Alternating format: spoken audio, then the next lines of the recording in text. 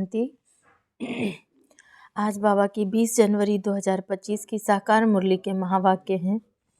मुरली का सार है, मीठे बच्चे, ज्ञान की धारणा के साथ साथ सतयुगी राजाई के लिए याद और पवित्रता का बल भी जमा करो। प्रश्न है, अभी तुम बच्चों के पुरुषार्थ का क्या लक्ष्य होना चाहिए? उत्तर है, सदा खुशी में रहना, बहुत बहुत मीठा बनना, सबको प्रेम से चलाना, यही तुम्हारे पुरुषार्थ का लक्ष्य हो। इसी से तुम सर्वगुण संपन्न 16 कला संपूर्ण बनेंगे। प्रश्न दूसरा है, जिनके कर्म श्रेष्ठ हैं उनकी निशानी क्या होगी? उत्तर है, उनके द्वारा किसी को भी दुख नहीं पहुँचेगा। जैसे बाप दुख हरता और सुख करता है, ऐसे श्रेष्ठ कर्म करने वाले भी दुख हरता सुख करता होंगे। गीत है, छोड़ भी दे आकाश सिंहासन, इस धरती पर आ जा रे। ओम शांति। मीठे मीठे रूहानी बच्चों ने गीत सुना। यह मीठे मीठे रूहानी बच्चे किसने कहा? दोनों बाप ने कहा, निराकार ने भी कहा, साकार ने भी कहा।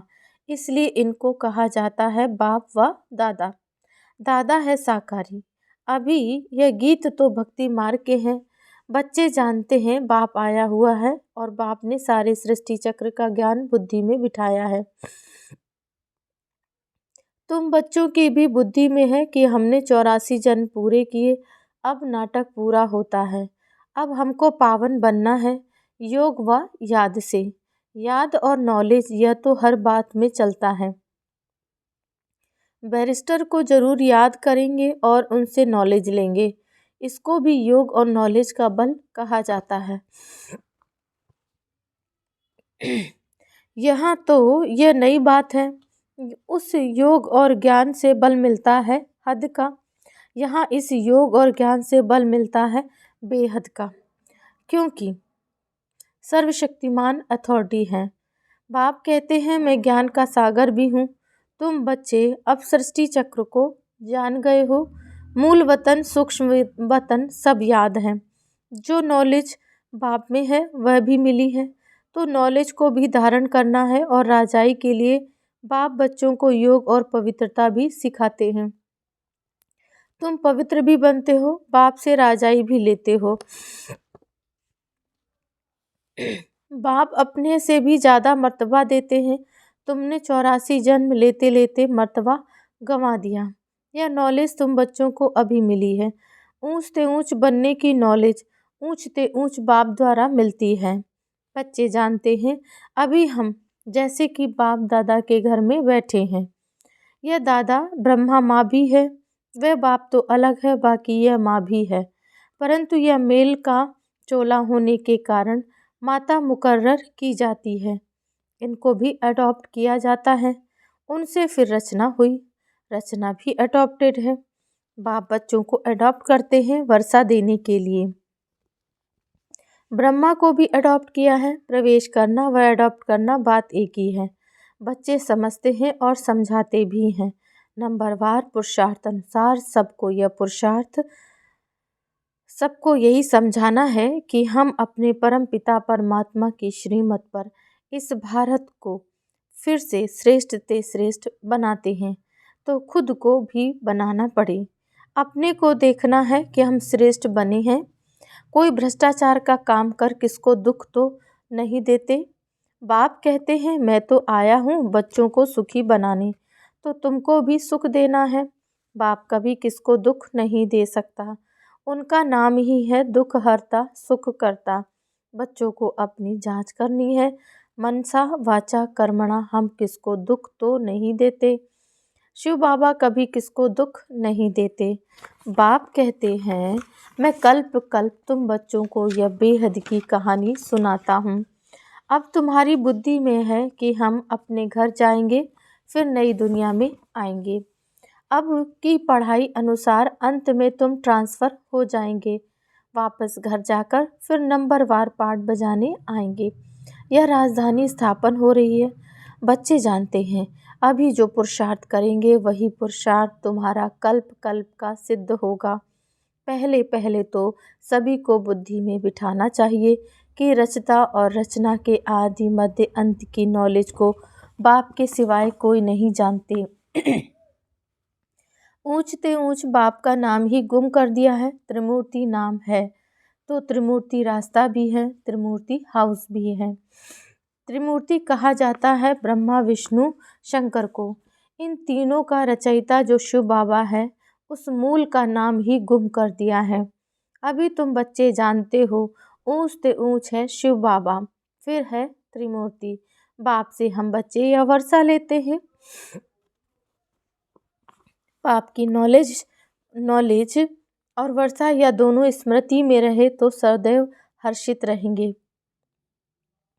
बाप की याद में रहे फिर तुमको किसको भी ज्ञान का तीर लगाएंगे तो अच्छा असर होगा। उसमें शक्ति आती जाएगी। याद की यात्रा से ही शक्ति मिलती है। अभी शक्ति गुम हो गई है। अभी शक्ति गुम हो गई है क्योंकि आत्मा पतित तमो प्रधान हो गई है। अब मूल फिक्रात यह रखनी है कि हम तमो प्रधान से सतो प्रधान बने। मन मना भाव का अर्थ भी यह है। गीता जो पढ़ते हैं उनसे पूछना चाहिए, मन मना भाव का अर्थ क्या है। ये किसने कहा कि मुझे याद करो तो वर्षा मिलेगा। नई दुनिया स्थापन करने वाला कोई श्री कृष्ण तो नहीं है, वह प्रिंस है। यह तो गाया हुआ है ब्रह्मा द्वारा स्थापना। अब करण करावन हार कौन भूल गए हैं, उनके लिए सर्वव्यापी कह देते हैं। कहते हैं ब्रह्मा विष्णु शंकर आदि सब में वही हैं। अब इसको कहा जाता है अज्ञान। बाप कहते हैं तुमको 5 विकारों रूपी रावण ने कितना बेसमझ बनाया है। तुम जानते हो बरोबर हम भी पहले ऐसे थे। हाँ, पहले उत्तम से उत्तम भी अब हम ही थे, फिर नीचे गिरते महान पतित बने हैं। शास्त्रों में दिखाया है राम भगवान ने बंदर सेना ली, यह भी ठीक है। तुम जानते हो हम बरोबर बंदर मिसल थे। अभी महसूसता आती है यह है ही भ्रष्टाचारी दुनिया। एक दो को गाली देते कांटा लगाते रहते हैं। यह है कांटों का जंगल, वह है फूलों का बगीचा। जंगल बहुत बड़ा होता है, गार्डन बहुत छोटा होता है। गार्डन बड़ा नहीं होता, बच्चे समझते हैं बरोबर इस समय यह बड़ा भारी कांटों का जंगल है। सतयुग में फूलों का बगीचा कितना छोटा होगा, यह बातें तुम बच्चों में भी नंबरवार पुरुषार्थ अनुसार समझते हैं। जिनमें ज्ञान और योग नहीं है, सर्विस में तत्पर नहीं है, तो फिर अंदर में इतनी खुशी भी नहीं रहती। दान करने से मनुष्य को खुशी होती है। समझते हैं इसने आगे जन्म में दान पुण्य किया है, तब अच्छा जन्म मिला है। कोई भक्त होते हैं, समझेंगे हम भक्त के घर में जाकर जन्म लेंगे। अच्छे कर्मों का फल भी अच्छा मिलता है। बाप बैठ कर्म अकर्म विकर्म की गति बच्चों को समझाते हैं। दुनिया इन बातों को नहीं जानती। तुम जानते हो अभी रावण राज्य होने कारण मनुष्यों के कर्म सब विकर्म बन जाते हैं। पतित तो बनना ही है। 5 विकारों की सब में प्रवेशता है। भल दान पुण्य आदि करते हैं, अल्पकाल के लिए उसको फल मिल जाता है। फिर भी पाप तो करते ही रहते हैं। रावण राज्य में जो लेन देन होती है वह है ही पाप की। देवताओं के आगे कितना स्वच्छता से भोग लगाते हैं, स्वच्छ बनकर आते हैं, परंतु जानते कुछ भी नहीं हैं। बेहद के बाप की भी कितनी ग्लानि कर दी है। वह समझते हैं कि हम महिमा करते हैं कि ईश्वर सर्वव्यापी है, सर्वशक्तिमान है, परंतु बाप कहते हैं यह इन्हों की उल्टी मत है। तुम पहले पहले बाप की महिमा सुनाते हो कि ऊंच से ऊंच भगवान एक है, हम उनको ही याद करते हैं। राजयोग की एम ऑब्जेक्ट भी सामने खड़ी है, यह राजयोग बाप ही सिखलाते हैं। श्री कृष्ण को बाप नहीं कहेंगे, वह तो बच्चा है। शिव को बाबा कहेंगे, उनकी अपनी देह नहीं है। यह लोन पर लेता हूँ, इसलिए इनको बाप दादा कहते हैं। वह है ऊंचते ऊंच निराकार बाप। रचना से वर्षा मिल ना सके। लौकिक संबंध में बच्चे को बाप से वर्षा मिलता है, बच्ची को तो मिल ना सके। अब बाप ने समझाया है, तुम आत्माएं हमारे बच्चे हो, प्रजापिता ब्रह्मा के बच्चे बच्चियां हो। ब्रह्मा से वर्षा नहीं मिलना है, बाप का बनने से ही वर्षा मिल सकता है। बाप, यह बाप तुम बच्चों को सम्मुख बैठ समझाते हैं, इनके कोई शास्त्र तो बन नहीं सकते। भल तुम लिखते हो, लिटरेचर छपाते हो, फिर भी टीचर के सिवाय कोई समझ ना सके, बिना टीचर किताब से कोई समझ ना सके।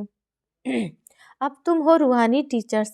बाप है बीज रूप, उनके पास सारे झाड़ के आदि मध्य अंत की नॉलेज है। टीचर के रूप में बैठ तुमको समझाते हैं। तुम बच्चों को तो सदैव खुशी रहनी चाहिए कि हमको सुप्रीम बाप ने अपना बच्चा बनाया है, वही हमको टीचर बनकर पढ़ाते हैं। सच्चा सद्गुरु भी है, साथ में ले जाते हैं। सर्व का सद्गति दाता एक है। ऊंचते ऊंच बाप ही है जो भारत को हर 5000 वर्ष बाद वर्षा देते हैं।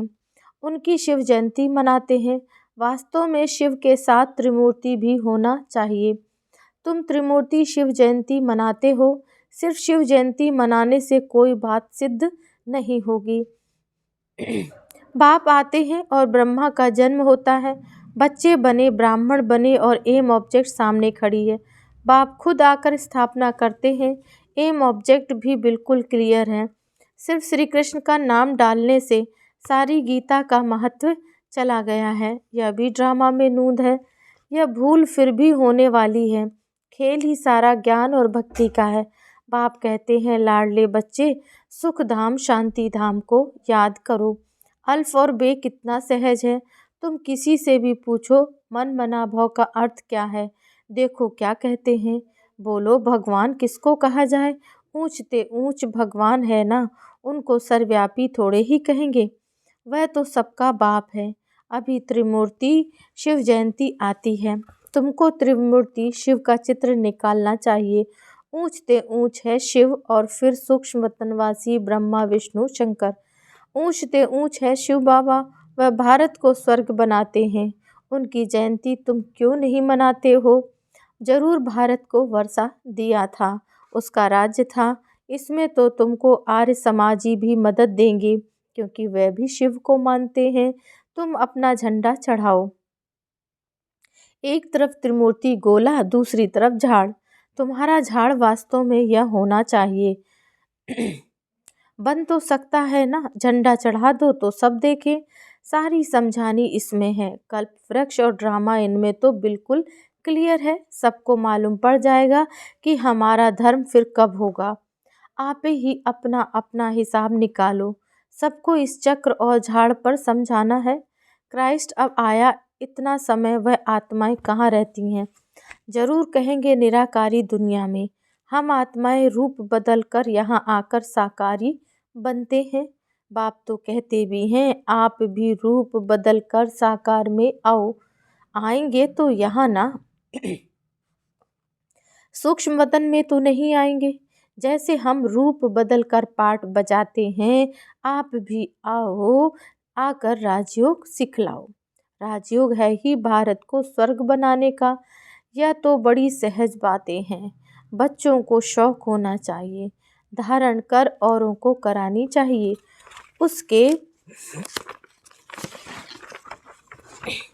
उसके लिए लिखा पढ़ी करनी चाहिए। बाप भारत को आकर हेवन बनाते हैं। कहते भी हैं बरोबर क्राइस्ट से 3000 वर्ष पहले भारत पैराडाइज था। इसलिए त्रिमूर्ति शिव का चित्र सबको भेज देना चाहिए। त्रिमूर्ति शिव की स्टैम्प बनानी चाहिए। इन स्टैम्प बनाने वालों की भी डिपार्टमेंट होगी।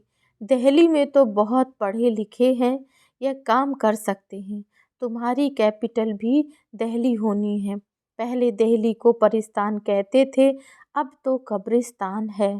तो यह सब बातें बच्चों की बुद्धि में आनी चाहिए। अभी तुम्हें सदा खुशी में रहना है, बहुत बहुत मीठा बनना है, सबको प्रेम से चलाना है, सर्वगुण संपन्न 16 कला संपूर्ण बनने का पुरुषार्थ करना है। तुम्हारे पुरुषार्थ का यही लक्ष्य है, परंतु अभी तक कोई बना नहीं है। अभी तुम्हारी चढ़ती कला होती जाती है, धीरे धीरे चढ़ते हो ना।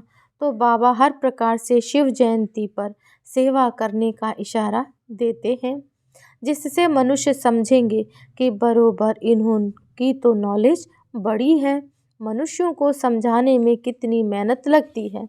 मेहनत बिगर राजधानी स्थापन थोड़े ही होगी। चढ़ते हैं, गिरते हैं, फिर चढ़ते हैं। बच्चों को भी कोई ना कोई तूफान आता है। मूल बात है ही याद की। याद से ही तमो प्रधान बनना है। नॉलेज तो सहज है, बच्चों को बहुत मीठे ते मीठा बनना है। एम ऑब्जेक्ट तो सामने खड़ी है। यह लक्ष्मी नारायण कितने मीठे हैं, इन्हों को देख कितनी खुशी होती है। हम स्टूडेंट की यह एम ऑब्जेक्ट है, पढ़ाने वाला भगवान है। अच्छा, मीठे मीठे सिकिल दे बच्चों प्रति माता पिता बाप दादा का याद प्यार और गुड मॉर्निंग। रूहानी बाप की रूहानी बच्चों को नमस्ते। हम रूहानी बच्चों की याद प्यार नमस्ते। ओम शांति। धारणा के लिए मुख्य सार है। पहली पॉइंट, बाप द्वारा मिली हुई नॉलेज और वर्षे को स्मृति में रख सदैव हर्षित रहना है। ज्ञान और योग है तो सर्विस में तत्पर रहना है। दूसरा है सुख धाम और शांति धाम को याद करना है। इन देवताओं जैसा मीठा बनना है। अपार खुशी में रहना है। रूहानी टीचर बन ज्ञान का दान करना है। वरदान है देह संबंध और वैभवों के बंधन से स्वतंत्र बाप समान कर्मातीत भव, जो निमित्त मात्र डायरेक्शन प्रमाण प्रवृत्ति को संभालते हुए आत्मिक स्वरूप में रहते हैं, मोह के कारण नहीं। उन्हें यदि अभी ऑर्डर हो कि चले आओ तो चले आएंगे। बिगुल बजे तो सोचने में भी समय न चला जाए, तब कहेंगे नष्टो मोहा। इसलिए सदैव अपने को चेक करो कि देह का संबंध का वैभवों का बंधन अपनी ओर खींचता तो नहीं है। जहाँ बंधन होगा वहाँ आकर्षण होगी, लेकिन जो स्वतंत्र हैं वे बाप समान कर्मातीत स्थिति के समीप हैं। स्लोगन है स्नेह और सहयोग के साथ शक्ति स्वरूप बनो तो राजधानी में नंबर आगे मिल जाएगा। आज का व्यक्त इशारे है, जितना अभी तन मन धन और समय लगाते हो उससे मनसा शक्तियों द्वारा सेवा करने से बहुत थोड़े समय में सफलता ज़्यादा मिलेगी। अभी जो अपने प्रति कभी कभी मेहनत करनी पड़ती है, अपनी नेचर को परिवर्तन करने की, वह संगठन में चलने की, वह सेवा में सफलता कभी कम देख दिल शिकस्त होने की, यह सब समाप्त हो जाएगी। ओम शांति।